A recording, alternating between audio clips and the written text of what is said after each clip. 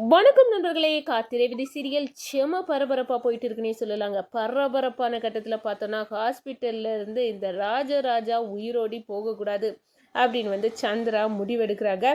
அவர் கதையை முடிச்சு ஆகணும் அப்படின்னு தலையணை வச்சு நம்ம சந்திரா ராஜராஜாவின் கழுத்தை நெரிக்கிறாங்க. ஒரு கட்டத்தில் நம்ம கார்த்தி பார்க்குறாங்க. பார்த்து கொதித்து எழுறாங்க. சந்திராவை தொலியை உரிக்கிறாங்க. அதை பற்றி தாங்க இந்த வீடியோக்குள்ளே பார்க்க போகிறோம். அதுக்கு முன்னாடி சேனலுக்கு லைக் அண்ட் சப்ஸ்கிரைப் பண்ணுங்கள் ஃப்ரெண்ட்ஸ். பக்கத்தில் இருக்க பெல்லைக்கானையும் கிளிக் பண்ணுங்கள்.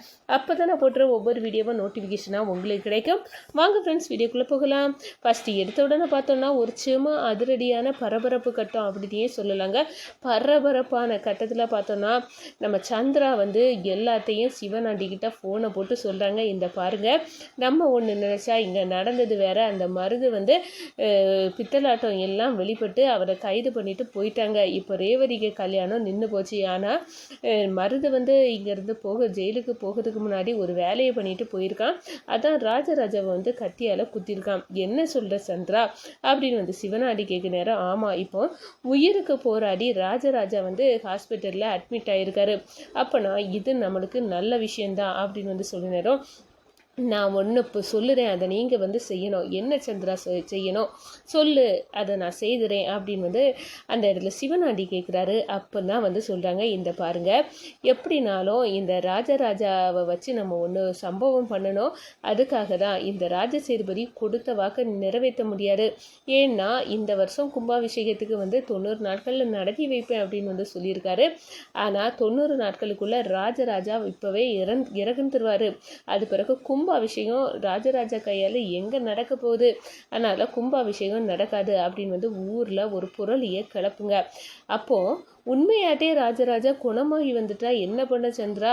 அவங்க கையால் கும்பாபிஷேகம் நடந்துருமே. அதுக்கு தான் ஒரு வழி பண்ண போகிறேன். என் அக்கா கறிக்க வாழ்க்கை எனக்கு முக்கியம் இல்லை, ராஜராஜாவை நானே கொலை பண்ண போகிறேன் அப்படின்னு சந்திரா அதிரடியாக சொல்ல நேரம், சபாஷ் சந்திரா, இதுக்காக தான் நான் காத்துட்டு இருந்தேன். பரவாயில்லையே, நல்லா யோசிச்சிருக்க. சிவனாண்டிக்கு பொண்டாட்டி நீ நிரூபிச்சிட்ட சந்திரா, இதையே பண்ணிடு அப்படின்னு நம்ம சந்திராவை சிவனாண்டி சொல்கிறாங்க. இந்த சைடு பார்த்தோன்னா, நீங்கள் புரளியை கிளப்பிடுங்க, ஊர் மக்கள் மீது எல்லாத்தையும் கூட்டு வச்சு இந்த கும்பாபிஷேகம் நடக்காது அப்படின்னு நீங்கள் சொல்லுங்கள் அப்படின்னு நம்ம சந்திரகலா பயங்கரமாக ஏற்பாடு பண்ணிட்டாங்க சிவனாண்டிகிட்ட. அந்த விஷயத்தை தான் நம்ம சிவனாண்டியும் ஊர் மக்களை கூட்டுறாங்க. ஊர் தலைவர்களை கூட்டு, என்னப்பா சிவனாண்டி, இப்போ நீ எதுக்காக அவசரமாக எங்களை எல்லாம் வர வச்சிருக்க, என்ன விஷயம்பா அப்படின்னு கேட்க நேரம், உங்களுக்கு விஷயமே தெரியாதா?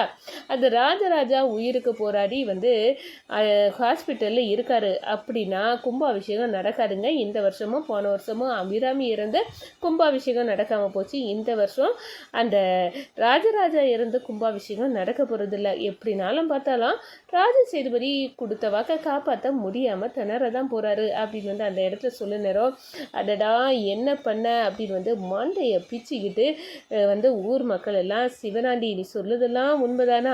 ஆமாங்க, அவர் இப்போ போட்டால் அப்போ போட்டான்னு இருக்குது, அவர் சீக்கிரமாக போய் சேர்ந்துருவார். அது பிறகு கும்பாபிஷேகம் எங்கே கும்பாபிஷேகம் நடக்காது அப்படின்னு சொல்ல நேரம், நம்ம கார்த்தி தம்பியை கேட்டே பேசிடலாம் அப்படின்னு நம்ம கார்த்திகை வர வைக்கிறாங்க. நம்ம கார்த்திக், என்னங்க எதுக்காக வர வச்சுருக்கீங்க? எல்லாம் சிவனாண்டிக்கு வேலை தான்ப்பா கார்த்தி. உங்கள் மாமா கையால் கும்பாபிஷேகத்தை நடத்தி தருவேன்னு நீ சொல்லிட்டு திரிய, ஆனால் உங்கள் மாமா கையால் கும்பாபிஷேகம் நடக்காது போல் உங்கள் மாமாவே உயிருக்கு போராடிட்டு இருக்காராமே. இது இந்த சிவனாண்டி தான் சொன்னார் அப்படின்னு சொன்னார். ஐயோ, அவர் உயிருக்கு போராடிட்டு இருக்காரு, ஆனால் அவர் குணமாகி கண்டிப்பாக எங்கள் தாத்தா சொன்ன மாதிரி 90 நாட்களில் கோவில் கும்பாபிஷேகத்தை நடத்தி வைப்பார். கொடுத்த வாக்கை எங்கள் தாத்தா காப்பாற்றுவார், அந்த நம்பிக்கை எனக்கு இருக்குது, நீங்கள் கவலைப்பட வேண்டாம் அப்படின்னு சொல்லுறோம்.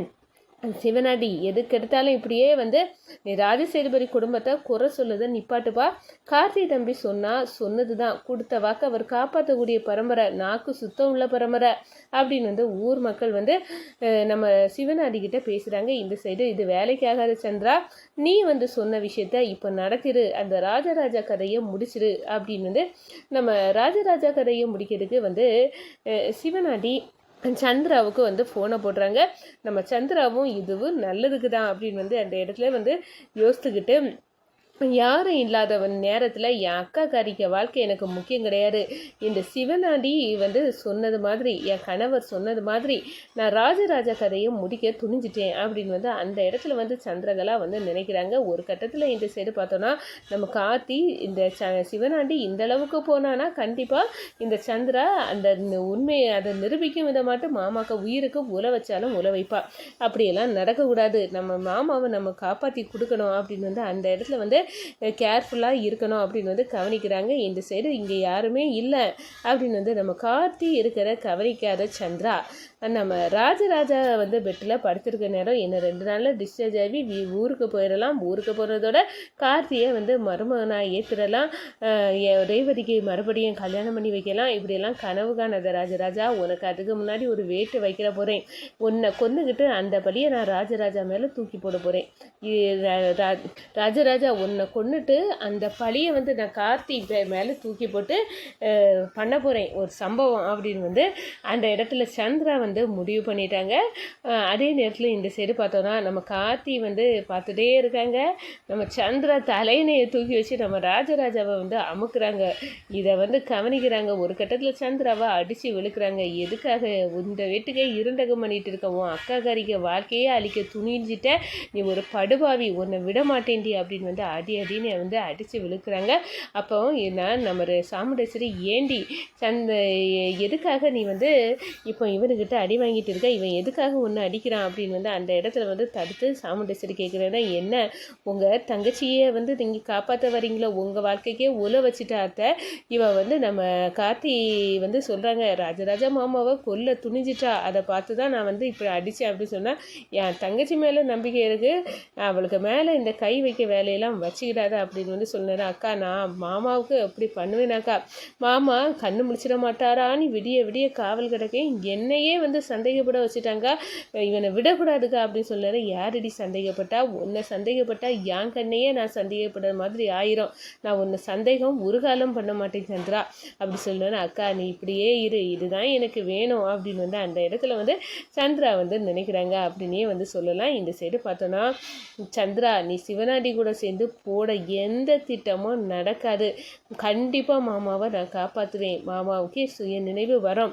அவர் கையால் கும்பாபிஷேகத்தை நடத்தி வைப்பேன். எங்கள் தாத்தா கொடுத்த வாக்கு நிறைவேறண்டி, நீ பார்க்க தாண்டி போகிற அப்படின்னு நம்ம கார்த்தி மனசுக்குள்ளே நினைக்கிறாங்க. இந்த சைடு பார்த்தோன்னா நம்ம மயிலுக்கிட்டையும் சொல்லி வைக்கிறாங்க, கவனமாக மாமாவை பார்த்துக்கிடணும். ஏன்னா சிவனாண்டி ஊருக்குள்ளே மாமா உயிரோடு இருக்க போதில்லை அப்படின்னு பரப்பிக்கிட்டு திரிக்கான் அப்படின்னு அந்த இதுக்கெல்லாம் வதந்திக்கெல்லாம் ஒரு முற்றுப்புள்ளி வைக்கணும் அப்படின்னு அந்த இடத்துல முடிவு எடுக்கிறாங்க அப்படின்னே சொல்லலாம். இந்த சைடு பார்த்தோன்னா அப்படியே நம்ம சந்திரா டே என் மேலேயே கை வச்சுட்டால, உன்னை விட போகிறது இல்லைடா அப்படின்னு அந்த இடத்துல கங்கடம் கட்டிக்கிட்டு கோபத்தோட கொந்தளிச்சுக்கிட்டு நம்ம சந்திரகலா என்ன பண்ணலாம் அப்படின்னு மாண்டையை பிச்சு யோசித்துக்கிட்டு இருக்காங்கங்க.